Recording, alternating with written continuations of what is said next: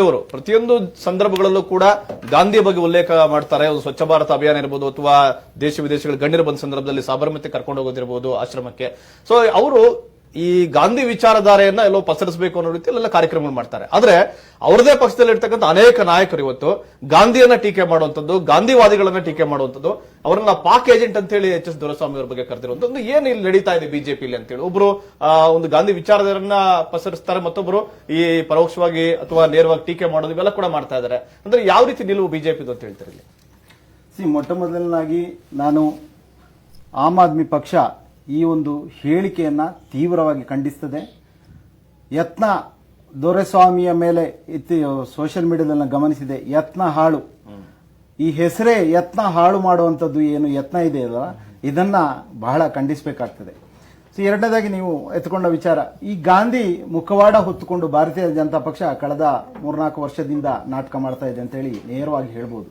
ಒಂದು ಕಡೆ ಮೋದಿ, ಬಹುಶಃ ಮೋದಿ ಬಿಟ್ರೆ ಇತರರೆಲ್ಲ ಇದರಲ್ಲಿ ಗಾಂಧಿಯನ್ನು ಅವಹೇಳನ ಮಾಡುವಂಥದ್ದು, ಮುಖ್ಯವಾಗಿ ಅವರ ಯಾರು ಸಂಸತ್ ಸದಸ್ಯರು ಇತ್ತೀಚೆಗೆ ಅನಂತಕುಮಾರ್ ಹೆಗಡೆ ಇರ್ಬೋದು, ಅಥವಾ ಈಗ ಏನು ಪಕ್ಷದ ಅಧ್ಯಕ್ಷ ಅಂತ ಹೇಳುವಂತ ಏನು ನಳಿನ್ ಕುಮಾರ್ ಕಟೀಲ್ ಇರ್ಬೋದು, ಇವರೇ ಮೊದಲು ಇದನ್ನ ಕರ್ನಾಟಕದಲ್ಲಿ ಸ್ಟಾರ್ಟ್ ಮಾಡಿರುವಂತದ್ದು ಗಾಂಧಿಯನ್ನು ಅವಹೇಳನ ಮಾಡಲಿಕ್ಕೆ. ಸೊ ಈ ರೀತಿ ಭಾರತೀಯ ಜನತಾ ಪಕ್ಷಕ್ಕೆ ಇದೊಂದು ಈಗ ಹವ್ಯಾಸ ಆಗ್ಬಿಟ್ಟಿದೆ, ಇನ್ನೊಬ್ಬರನ್ನ ಅವಹೇಳನ ಮಾಡೋದು, ಮುಖ್ಯವಾಗಿ ಸ್ವಾತಂತ್ರ್ಯ ಯೋಧರನ್ನ ಮತ್ತೆ ತೀರಾ ಒಂದು ನಿಕೃಷ್ಟವಾಗಿ ಮಾತಾಡೋದು. ಇವತ್ತು ಟಿವಿಯನ್ನು ಯಾವುದೇ ನಾವೊಂದು ವರದಿ ಓದಿದ್ರೆ ಅಥವಾ ಟಿವಿ ನೋಡಿದ್ರೆ ಭಾರತೀಯ ಜನತಾ ಪಕ್ಷದವರು ಮಾತಾಡೋದೇ ಅತ್ಯಂತ ಒಂದು ಕೀಳು ಮಟ್ಟದಲ್ಲಿ ಆ ಸಂಸ್ಕೃತಿ, ನಾವೇನು ಹಿಂದೂ ಸಂಸ್ಕೃತಿಯ ನಮ್ಮ ಏನು ಸಂಸ್ಕೃತಿ ಇದೆ ಆ ಸಂಸ್ಕೃತಿಗಳೆಲ್ಲ ಬಿಟ್ಟಂತ ಒಂದು ಭಾಷೆಗಳಲ್ಲಿ ಅವ್ರು ಮಾತಾಡ್ತಾರೆ. ಯಾರಿಗೂ ಒಂದು ಗೌರವ ಕೊಡೋದಿಲ್ಲ. ಬಹುಶಃ ಇವತ್ತು ಯಾವುದೇ ಒಂದು ಮಕ್ಕಳು ಕೂಡ ಟಿವಿಯಲ್ಲಿ ಯಾವುದೇ ಒಂದು ವರದಿಯನ್ನ ನೋಡ್ತಾ ಇದ್ರೆ ಬಹುಶಃ ನಾವೊಂದು ವಿಲಕ್ಷಣ ಸನ್ನಿವೇಶಕ್ಕೆ ಹೋಗಿದ್ದೀವಿ. ಅದು ದೊರೆಸ್ವಾಮಿ ಅವರಂತ ಅವರ ಹೋರಾಟ ನೀವು ಗಮನಿಸಿದ್ರೆ 1940 ನಾವು ಸ್ವಾತಂತ್ರ್ಯ ಆಗಲಿ ಮೊದಲೇ ಅವರು ಜೈಲಲ್ಲಿ ಇದ್ರು. 1942ರಲ್ಲೇ ಅವರು ಜೈಲಲ್ಲಿ ಇದ್ರು.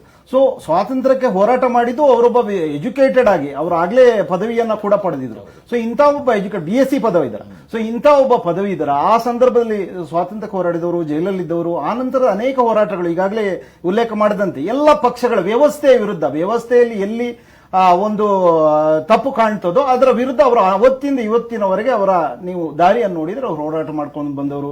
ಈವನ್ ಎಮರ್ಜೆನ್ಸಿ ಸಂದರ್ಭದಲ್ಲಿ ಇಂದಿರಾ ಗಾಂಧಿ ವಿರುದ್ಧವೂ ಹೋರಾಟ ಮಾಡಿದ್ದಾರೆ. ಎಲ್ಲ ಸಂದರ್ಭಗಳಲ್ಲಿ ಆಡಳಿತದಲ್ಲಿರುವ ಪಕ್ಷದ ವಿರುದ್ಧ ಹೋರಾಟ ಮಾಡಿದ್ದಾರೆ. IAC ಯಲ್ಲಿ ಕೂಡ ಇಂಡಿಯಾ ಅಗೇನ್ಸ್ಟ್ ಕರಪ್ಷನ್ ಅಲ್ಲಿ ಕೂಡ ಅವರು ಇನ್ವಾಲ್ವ್ ಆಗಿದ್ರು.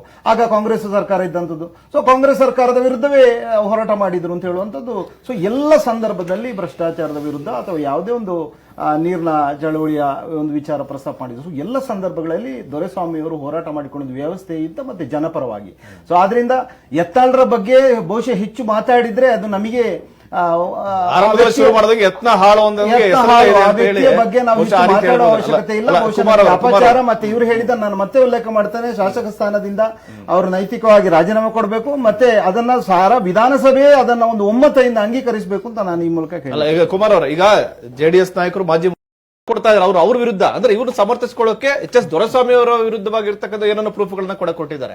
ಅಂದ್ರೆ ಬಿಜೆಪಿಯವರ ಒಂದು ಅಜೆಂಡಾ ಏನು, ಇಂಥ ನಾಯಕರು ಇವರು ಹೇಳಿದಂಗೆ ಉಪಮುಖ್ಯಮಂತ್ರಿ ಆಗಿದ್ದಂತ ಈಶ್ವರಪ್ಪ ಅವರಾದ್ರೂ ಕೂಡ ಖಂಡಿಸ್ತಾರೆ, ಬುದ್ಧಿಮಾತು ಹೇಳ್ತಾರೆ ಅಂತ ಅಂದ್ಕೊಂಡಿದ್ವಿ ನಾವು. ಅವರು ಕೂಡ ಹೇಳ್ತಾ ಇಲ್ಲ. ಇಲ್ಲಿ ನೋಡಿ, ಯತ್ನಾಳ್ ಈಗ ಪ್ರಚಾರಕ್ಕೆ ಬೇಕಾಗಿ ಇದನ್ನು ಒಂದು ಕಡೆ ಮಾಡೋದು ಅಂತಲೂ ಹೇಳ್ಬೋದು.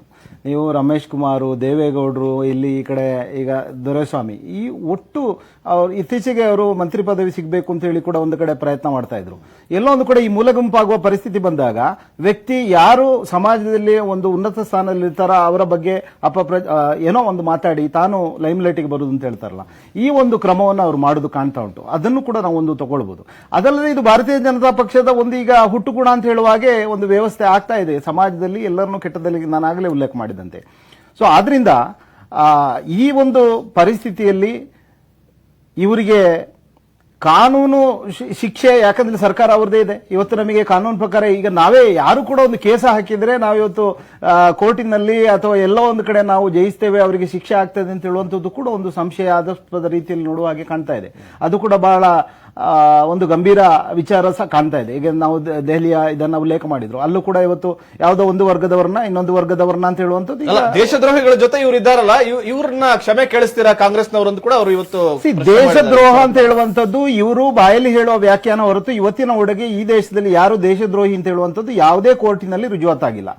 ಯಾರನ್ನು ಕೂಡ ಮಾಡಲಿಲ್ಲ. ದೇಶದ್ರೋಹಿ ಅಂತ ಹೇಳಿ ಕೇವಲ ಭಾರತೀಯ ಜನತಾ ಪಕ್ಷದವರು ಅವ್ರು ಯಾರನ್ನು ಬಿಡುವುದಿಲ್ಲ. ಇವತ್ತು ಎಲ್ಲರನ್ನೂ ದೇಶದ್ರೋಹಿ ಅಂತ ಹೇಳ್ತಾ ಇದ್ದಾರೆ. ಅವರಿಗೆ ಯಾರು ಆಗುದಿಲ್ಲ, ಆ ಪಕ್ಷದ ವಿರುದ್ಧ ಯಾರು ಮಾತಾಡ್ತಾ ಇದ್ರು, ಕೇಜ್ರಿವಾಲ್ ನಮ್ಮ ಆಮ್ ಆದ್ಮಿ ಪಕ್ಷದ ನಾಯಕರನ್ನ ಆತಂಕವಾದಿ ಅಂತ ಹೇಳಿದ್ರು. ಆದ್ರೆ ಅದನ್ನ ಜನ ಒಪ್ಪಲಿಲ್ಲ. ಅವರಿಗೆ ಒಳ್ಳೆಯ ಬಹುಮತನ ಕೊಟ್ಟು ಅವರು ಆತಂಕವಾದಿ ಅಲ್ಲ ಅಂತ ಅವರು ನಿರೂಪಣೆ ಮಾಡಿದ್ದಾರೆ. ಪಾಕಿಸ್ತಾನ ಜಿಂದಾಬಾದ್ ಅಂತ ಹೇಳಿದಂತ ಅವ್ರ ಮನೆಗೆ ಯಾಕೋದ್ರು ದೊರೆಸ್ವಾಮಿ ಅವರು ಅಂತ ಅವ್ರು ಕೇಳ್ತಾರೆ. ಸರ್, ಪಾಕಿಸ್ತಾನ ಜಿಂದಾಬಾದ್ ಹೋದಂತದ್ದಲ್ಲ, ಅದು ಸಾರ್ವಜನಿಕ ಕಾರ್ಯಕ್ರಮಗಳಲ್ಲಿ ಪಾಲ್ಗೊಂಡಾಗ ಅವ್ರ ಪಕ್ಕದಲ್ಲಿ ಫೋಟೋ ತೆಗೆಸ್ಕೊಂತಾರೆ. ಹೌದು, ನಾನು ಕೂಡ ಇಂಡಿಯಾ ಅವ್ರ ಮನೆಗೆ ಹೋಗಿದ್ರು. ಸಂಪರ್ಕ ಸಂಪರ್ಕ ಅಂತ ಆರೋಪ ಮಾಡ್ತಾರೆ. ಈ ದೇಶದಲ್ಲಿ ನಿಸ್ಸೀಮರು ಬಿಜೆಪಿಯವರು ಅಂತ ಕಳೆದ ಒಂದು 25 ವರ್ಷದಿಂದ ಅಲ್ಲೇ ರುಜುವಾತಾಗಿದೆ. ಶಾಂತಿ ಕದಡಿಯೇ ಅಧಿಕಾರಕ್ಕೆ ಬರುವಂತದ್ದು. ನಾನು ದಕ್ಷಿಣ ಕನ್ನಡದಿಂದ ಬಂದವನು. ದಕ್ಷಿಣ ಕನ್ನಡ ಜಿಲ್ಲೆಯಲ್ಲಿ 1980 ಯಾವುದು ಬಾಬರಿ ಮಸೀದಿಯ ನಂತರ ಆದ ಗಲಭೆಗಳು, ಆ ನಂತರ ಆದಂತದ್ದು, ಸೊ ಇವುಗಳೆಲ್ಲ ಎಲ್ಲ ಕಡೆ ಇವತ್ತು ದೇಶದಾದ್ಯಂತ ಅವರು ಯಾವುದಾದ್ರೂ ಒಂದು ಶಾಂತಿಯನ್ನ, ಇವತ್ತು ದೆಹಲಿಯಲ್ಲಿ ಕೂಡ ಅದನ್ನೇ ಮಾಡ್ತಾ ಇರುವಂತದ್ದು.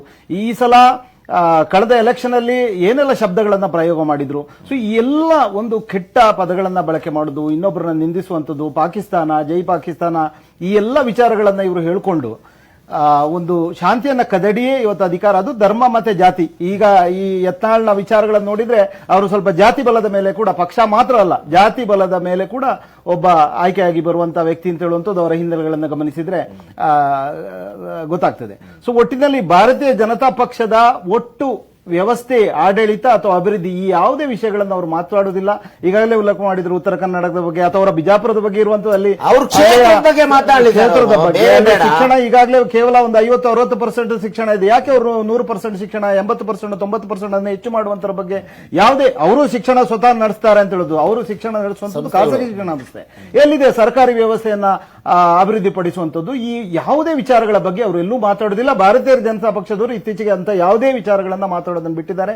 ಕೇವಲ ಧರ್ಮ ಬೆದರಿಸುವಂತದ್ದು, ಇಂತಹ ಒಂದು ಇದಕ್ಕೆ ಜನ ಖಂಡಿತ ಉತ್ತರ ಕೊಡ್ತಾರೆ. ಅದು ಮುಖ್ಯವಾಗಿ ದೊರೆಸ್ವಾಮಿಯವರ ಬಗ್ಗೆ ಮಾತಾಡಿದ್ದೇ ಭಾರತೀಯ ಜನತಾ ಪಕ್ಷದ ಕೊನೆಯ ದಿನಗಳು ಆರಂಭ ಆಗಿದೆ. ಇಡೀ ಕರ್ನಾಟಕ ಜನರಿಗೆ, ಇಡೀ ದೇಶದ ಜನರಿಗೆ ಭಾರತೀಯ ಜನತಾ ಪಕ್ಷದ ಈ ಒಂದು ಹೇಳಿಕೆ ಇದುವೇ ಅವರ ಇತಿಷ್ಟಿಗೆ ಕಾರಣ ಆಗ್ತದೆ. ಈಗಾಗಲೇ ಅವರು ಭ್ರಷ್ಟಾಚಾರದಿಂದ ಮುಳುಗಿ ಹೋಗಿದ್ದಾರೆ. ಅದೇ ರೀತಿ ಈ ರೀತಿಯ ಪ್ರಚೋದನಾತ್ಮಕ ಹೇಳಿಕೆಯನ್ನ ಕರ್ನಾಟಕದಲ್ಲಿ ಈಗ ಆರಂಭ ಮಾಡಿದ್ದಾರೆ.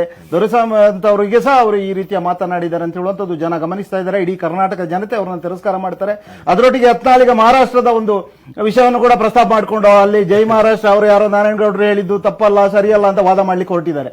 ಒಟ್ಟಿನಲ್ಲಿ ಇದು ಭಾರತೀಯ ಜನತಾ ಪಕ್ಷಕ್ಕೆ ಕೊನೆಯ ದಿನಗಳಲ್ಲಿ ಸರ್ಕಾರದ ಅಧಿಕೃತ ವಕ್ತಾರರಾಗಿ ಮಾತಾಡ್ತಾ ಇದ್ದಾರೆ.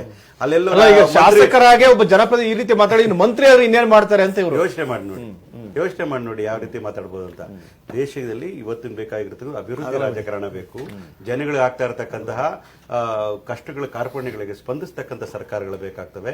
ಸಂವಿಧಾನಬದ್ಧವಾಗಿ ಸಂವಿಧಾನದಲ್ಲಿರತಕ್ಕಂಥ ಆಶಯಗಳ ಅನುಗುಣವಾಗಿ ಕೆಲಸ ಮಾಡಬೇಕಾಗ್ತದೆ. ತದ್ವಿರುದ್ಧವಾಗಿ ಕೆಲಸ ಮಾಡದೆ ಹೋದಾಗ ಅದು ಅಂತ್ಯದ ಆರಂಭ ಅಂತ ಕಾಣ್ತದೆ. ಎಲ್ಲೋ ಒಂದು ಕಡೆ ಶಾಂತಿಯನ್ನು ಕದಡ್ತಕ್ಕಂಥ ಕೆಲಸ, ಸಮಾಜದಲ್ಲಿ ಒಡಕು ಮಾಡತಕ್ಕಂಥ ಕೆಲಸ, ಜಾತಿಗಳ ಮಧ್ಯೆ ಕಂದಕಗಳನ್ನು ಮಾಡತಕ್ಕಂಥದ್ದು ಯಾವುದೇ ಪಕ್ಷಕ್ಕೆ ಅದು ಒಳ್ಳೆಯದಲ್ಲ, ದೇಶಕ್ಕೂ ಒಳ್ಳೆಯದಲ್ಲ.